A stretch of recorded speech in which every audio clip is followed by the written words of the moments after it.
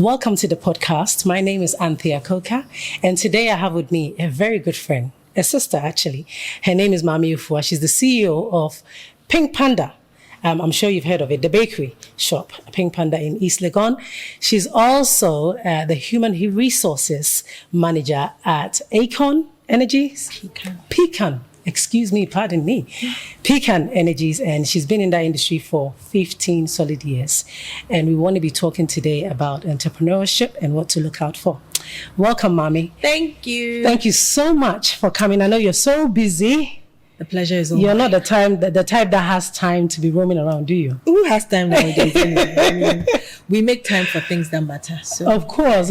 I'm so glad you're here. Thank you. How's my baby? She's good. Oh. She's good. Walking, tiptoeing. Are you serious? The last time I saw her, she was just in my house. So do better. See her. I'm ashamed of myself. So 15 years in that kind of industry. Yes. I'm sure you've learned so much. Yes. I mean, you see time pass and you're not aware of how much you've learned until an opportunity presents itself where you need to sort of rely on your skills that you've learned over the years. So that is the thing with learning. And that's why it's called experience. So yeah. Human resources. So you're dealing with people. I'm dealing with people. Every day. Recruiting and stuff. So you've seen all kinds. Everything. I've seen all sorts of people. I've seen all sorts of people. I've spoken to all sorts of people. Wow. I've worked with different characters, but it's been an interesting journey. I'm privileged. I work in the private sector, so it's and they've been multinationals. So sometimes the work environment has been a bit stable and a bit good. Maybe not stable, but it's been a bit good. Okay. So it's not. It has the stressful days, but all in all, it's been rewarding. What aspect of your career do you love the most? I love when I see the impact some of the policies as a company put in place, how it impacts people. Because sometimes companies, I mean, a couple of days ago, so I have a group of national service students who are coming every year. And normally at the end of the service year, I take them for lunch, most of the time with our CEO, but this time she wasn't around. And so going around the table, they just kept going on about the lunch we provide at the office and how much of an impact it's done for them. Lunch, I know. Food. I mean, I'm like, wow. Food. I'm like, oh, okay.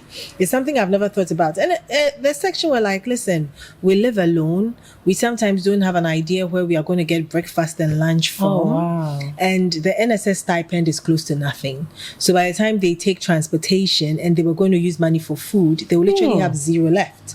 So here we are. And when I say here we are, those who've been around for long, we are nitpicking on today there's too much salt, there's too much pepper, today there's too much oil. And someone is just grateful for the fact that they have a meal to eat.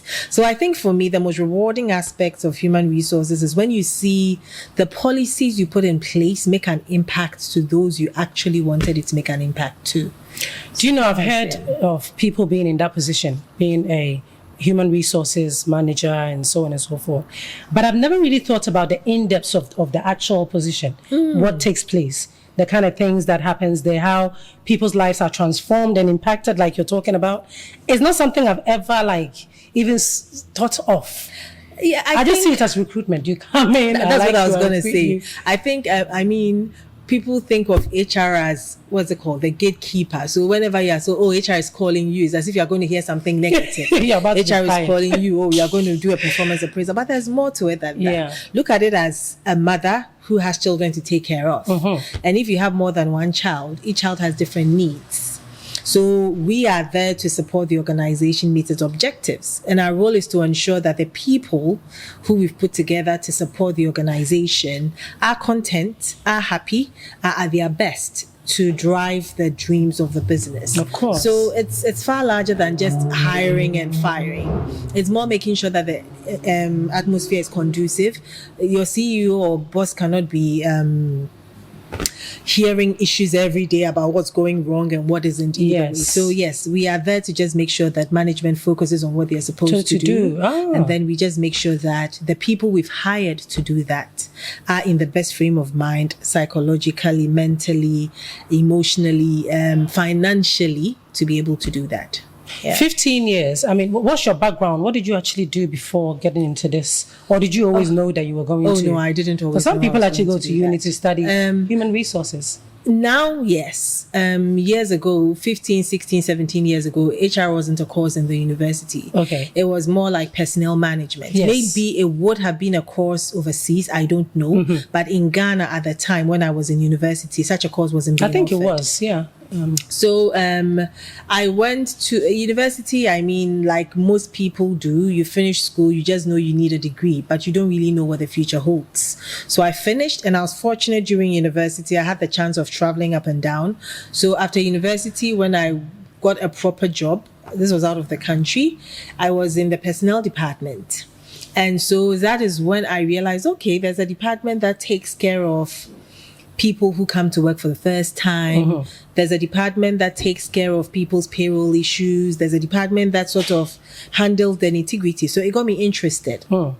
Fortunately, my father has always been in administration, which is more like general business administration. So he also influenced my choice of career, but also by pointing me in the right direction of certain courses that I need to take, which will give me an advantage. So coming back to Ghana, I think I had the tools to give me, which provided me the opportunity to easily go into HR. But the funny story of how I actually landed into HR for this amount of time was the first company I worked for, which was also an oil and gas company. When I started specializing, I specialized in recruitment and selection. So there were certain tools, psychometric tools that you use for that. So that was my specialization. So I'd been engaged by this company to help them recruit. So I had done that, and I had actually recruited an HR manager for them. Now I had 7, 8 people. I don't remember the exact number. So the first day of work of that company formally starting work, people had showed up. Then the HR manager shows up and says, hey, my company has made me an offer that I cannot let go. So he was working for a company, and the company, on hearing he wanted to leave, had made him a counter offer which he couldn't turn down. And that's smart. Yeah, I mean, it's the devil he knows, right? So it's better he chooses. So he decided, I'm sorry, I can't come work for you. So here I was, I had 6 new employees, no HR manager. I was like, you know what, let me temporarily just sort out something for these people until I get someone for them. And that was it. I just got in and I never left. You just landed in? I just landed in and I never left. It must be destiny.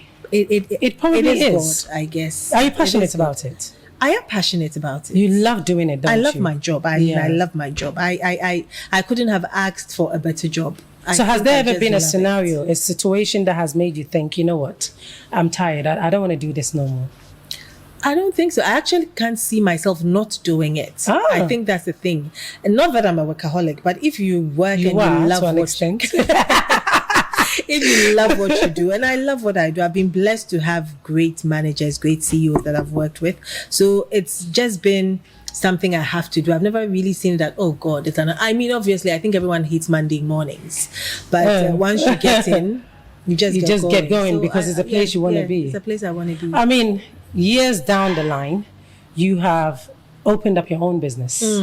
And now you are owning, or you're the CEO of Pink Panda Bakery. Doing extremely well.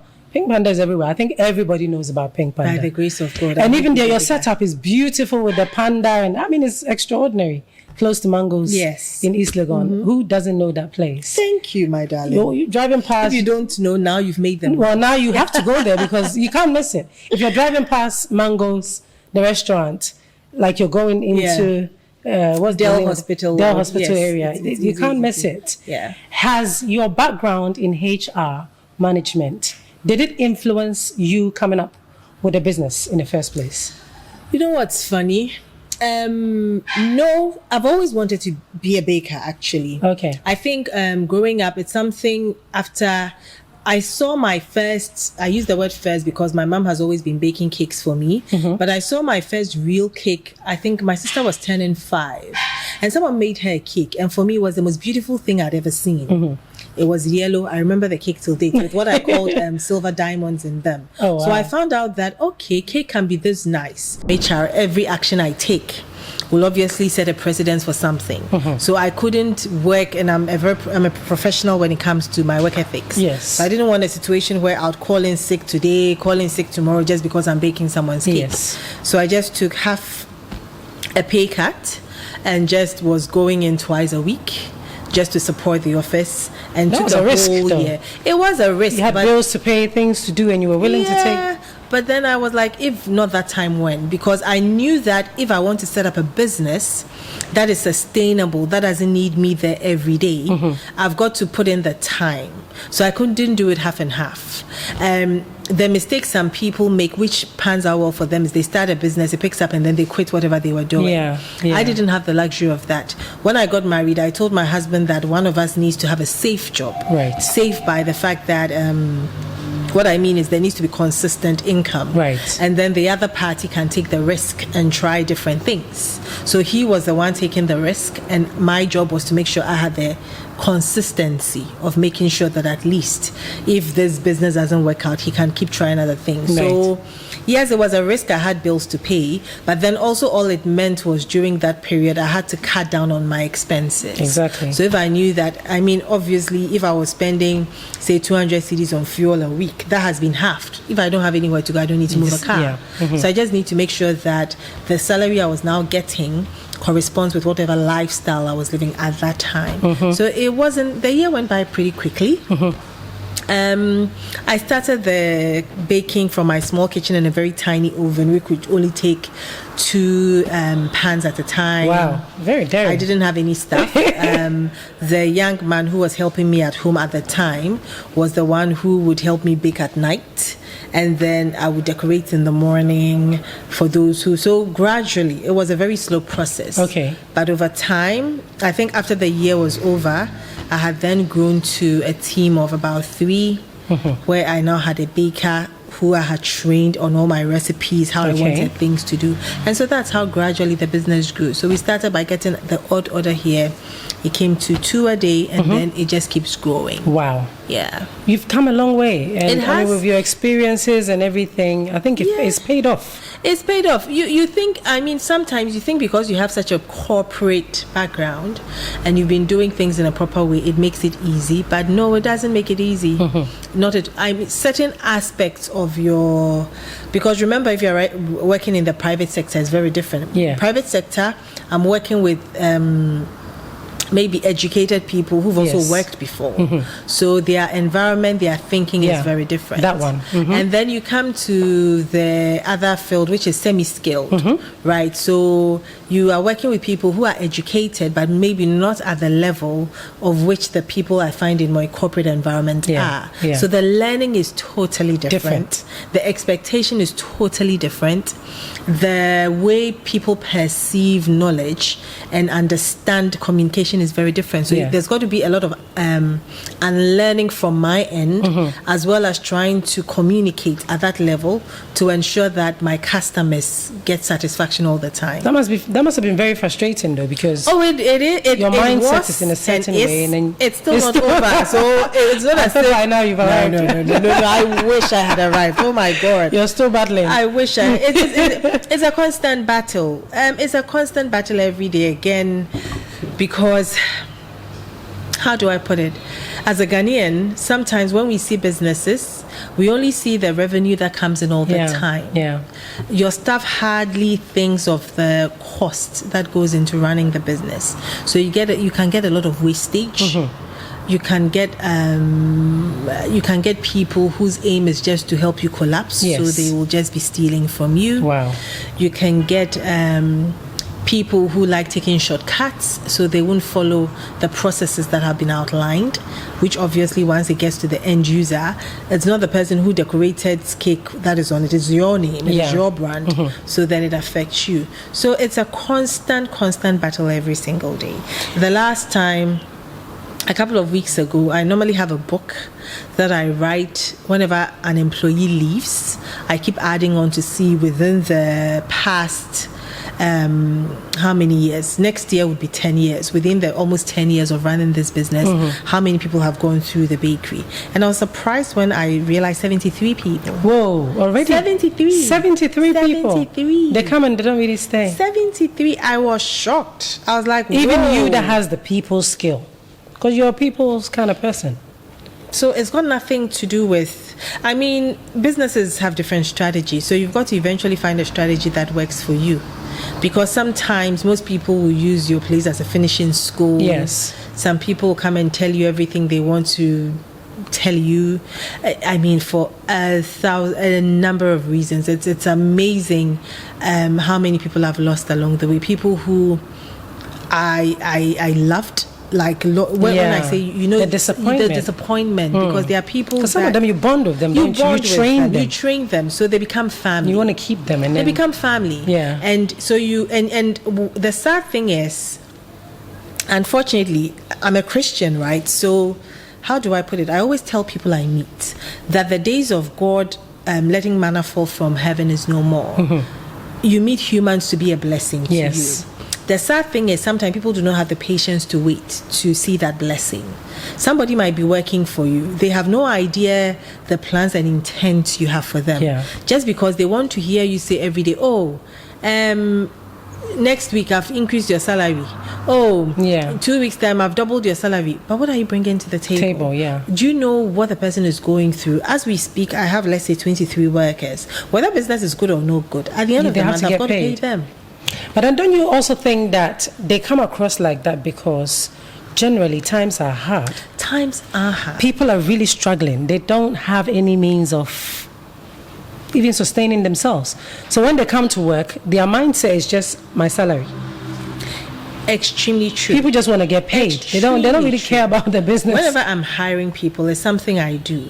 Normally I'll ask you, where do you stay? Okay, now my business is at East Legon. If you tell me, okay, if I ask you your salary, and most of the time I ask people their salary expectation, assuming you tell me in this present Ghana, your salary expectation is 800 cedis, right? Now, from where the person is coming from, they might have been earning 500 cedis. So for them, an 800 CD salary seems to be such a huge uplift. Then I'll be like, okay, let's sit down and work out your 800 cedis. Where do you stay, Dansuman? Okay, how much does it cost you from Dansuman to East Legon? They'll tell me coming one way is 25 cedis. And this is on Trotro, by the way. Wow. I'm like, okay, 25 cedis. Or maybe I'm exaggerating. It could be maybe something like 22 CDs, but it could be 25 CDs. Anyway, I don't know. On Chotro. Because now it's like 5 CDs. You just listen. The last time I sat in Chotro, I was just amazed. I was just going from my house to ARS Junction, and 3 years ago it was like 1 CD 50 pesos, but it was 4 CDs. It's gone up now. It's gone up, and this is like a kilometer. Yeah. So anyway, I'm like, okay, so you come to work 5 days a week. So that means on average you're going to spend about, let's say, 40 cedis a day on transportation. Yes. Ooh, that's a lot. 1 week is 200 Ghana cedis. 4, 5. For the average, and that's 800 cedis a month. So if you tell me you want 800 cedis salary, and this is just transportation taking 800 cedis, how much would you spend a day on food? Then they'll be like, oh, 20 cedis. I say, okay, 20 cedis. So 20 cedis a day on food. That means that's also another 400 cedis a month. So your salary is gone to 1,200. Do you pay rent? Yes. How much do you pay a month? 100 cedis, because maybe it's a small chamber hall. They pay electricity, they pay water. So for such a person to stay at Dansuman and survive and be able to even save 100 cedis by working with me and be content, the minimum I need to pay that person is 1,400 to 1,500 yes. cedis. Now, my business may not be able to sustain that. Yes. So I tell the person, I won't hire you. Not because you are not good, but because I know that within a very short time there'll be no job satisfaction. You'll be demotivated, and I can't afford what you ask. Exactly. So the best thing for you to do is to find a job that you probably would have to walk to, or a job where your transportation would be as low as 5-6 CDs. So, and it's difficult, but then that is the way. So, and once I sit down with them, now whenever they go into different areas, their negotiation is very different because they now approach it from a different perspective. Exactly. You've given them something to think about for them to write down and say that. So I'll say, hey, so I can hire you. I need somebody who lives within a stone throw. doesn't spend a dime on transportation. Yes. Will probably just walk to work, and then that person is now having a solid 800. So at the end of the month, apart from maybe their feeding and the little thing, they'll be content with that. So times are hard in this present Ghana. So, and unfortunately, and I speak for me and maybe a lot of CEOs and people who lead companies, we sometimes are not fair to people. Yes. I try to be fair. Yeah. I may not, my staff might say otherwise, I don't know. But what I'm trying to say is sometimes you try to be fair and pay what is fair and will give the person something to take home with, especially if you have a good business. But there are times the business is not good. Not every circumstances. Not everybody has a successful business or a business that thrives all the time. So that is where the challenges are. But then again, you've also, when you find yourself in that situation, you need to ask yourself, what strategies do you need to put in place to either keep thriving, or if you need to downsize, you make that and downsize. I mean, listening to you, it's just, I can't help but to think about your workers. They are so organized, they are so on point. Customer services is up there. And you don't really see much of that in this part of the world. You go to restaurants and other places and it's quite poor, majority of the time. So I'm just, from listening to you, I'm picking up certain things from, I'm thinking, okay, Mami the perfectionist, I know you. You're probably going through heaven and whatever to make sure that they have that is the core of my business. Because you're even talking to people who are coming for interview this way. That's the core of my business, right? Because the whole idea is my customers mean everything to me. I mean, I exist because I have customers, right? It started with that one customer, and it's and most of the time, whenever I try and do customer feedback, I realize there's a lot of the times is word of mouth. Okay, so my customers mean everything to me. Unfortunately, when it comes to customer service, they are the entry point to the business. Yes. The first person you meet on the phone will leave an impression of it's somebody say it's only cake I'm selling, right? Yes, it's only cake. But then somebody can just, by the way, they even just say hello. Yes, how you sell the cake. We'll just put you off. Be like, Charlie, is it? Am I going to stress myself for this small cake? So I think for me, whenever I have weekly meetings with my team, and I try the things that I have in my corporate world, which is good. You bring it. I try. So I let them feel a part of the business. Hey, what challenges have you had this week? We bring it in. We have weekly meetings. You're talking to your staff. I talk to they are my staff. They are representing me. I can't listen. This is what most people are missing. If the whole of East Legon were to just stop ordering cakes from different places and would order from me alone, I cannot meet their needs. It's demand and supply. I don't have the capacity, of course, to supply the whole of East Legon, right? But I have a niche.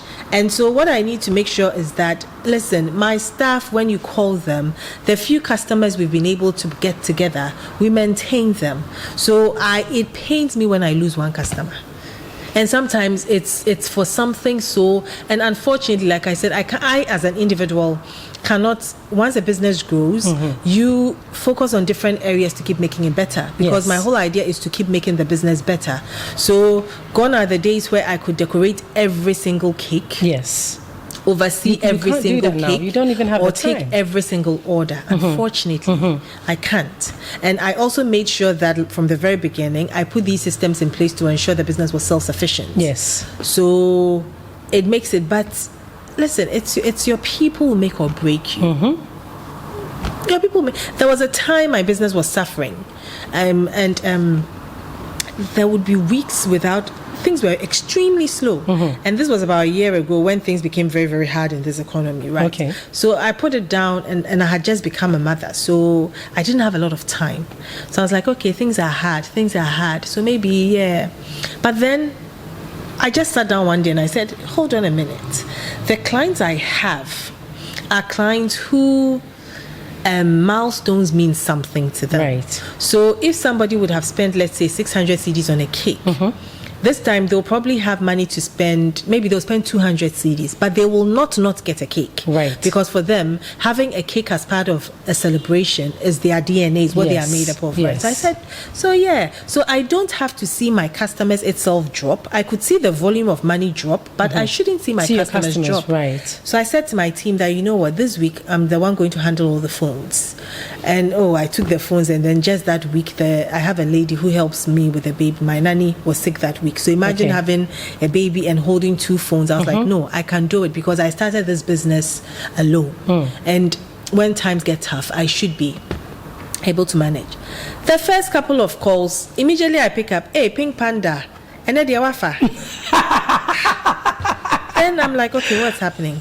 Then within a day, I had 6 customers. Hey, Pink Panda. Wow. Today, there you've picked up. So they just weren't picking up. So I just realized that I had to nip it in the bud and just made sure that, hey, now it gave me a problem and I was able to find a solution to it. So it's very important for CEOs to step down sometimes and get involved to find out what's going on. You need to be Otherwise, everywhere. your business will collapse. You can't say, hey, I'm growing. So no.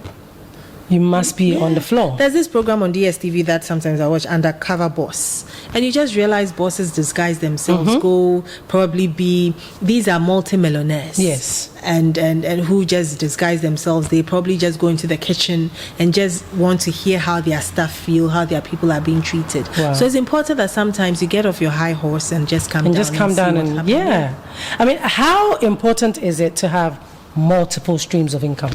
Because obviously you're working professionally and you've also got your business, so you might have definitely felt a difference in your finances. Having multiple streams of income, I mean, I grew up with this understanding that if you have this going and have that going at the same time, it can confuse you, and at some point you may end up losing the two. So focus on one. That's what I've always heard. Focus on one. But in this part of the world, it's very difficult to focus on one thing, isn't it? So, I mean, having multiple streams of income, having different businesses bringing you different things, from your experience, what would you say? You know, there's this thing where you just hear the common saying, jack of all trades, master of none, right? So there is beauty in trying different things, but you also need to know yourself. Yeah. Okay. Because part of trying different things is knowing you, the person, and your capacity to be able to multitask and to be able to be multi-driven. It depends. It's how do I put it? Assuming you were doing multi things, there are certain things. For instance, being in the cake business, from the initial on-go, it took up a lot of my time.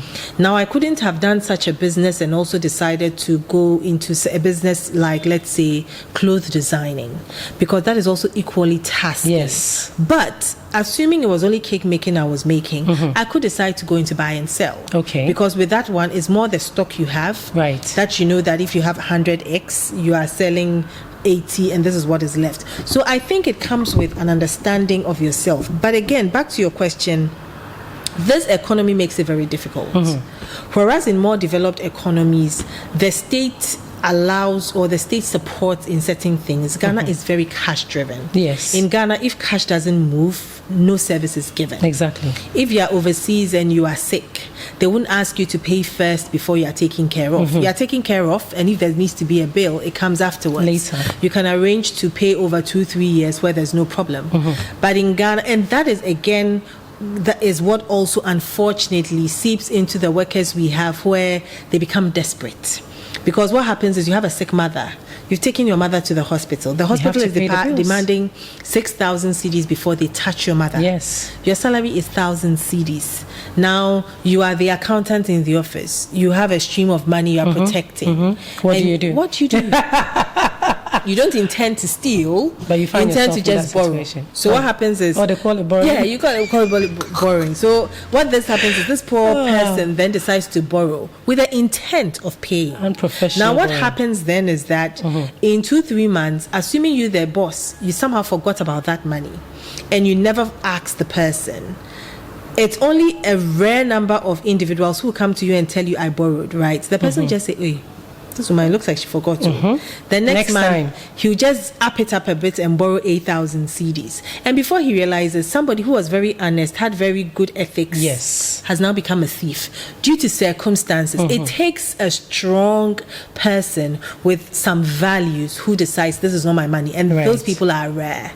So it's advisable to have multiple streams of income, but you should know yourself and know your capacity and what you can control. And sometimes too, when the business is growing, do not be scared to leave it in the hands of people to support. You will get a lot of people. You probably will end up letting a lot of people go.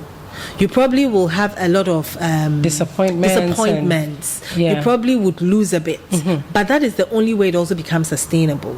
Because if I hadn't gone through what I'd gone through, where I've now lost over 75 employees, that means that I need to be sitting in front of my phone every single day, taking every order, designing every cake, overseeing every order, and the business cannot grow. And it wouldn't also even leave me the chance and time to have a work-life balance. So taking a risk. Take a risk. With your business. Take a risk, but be disciplined.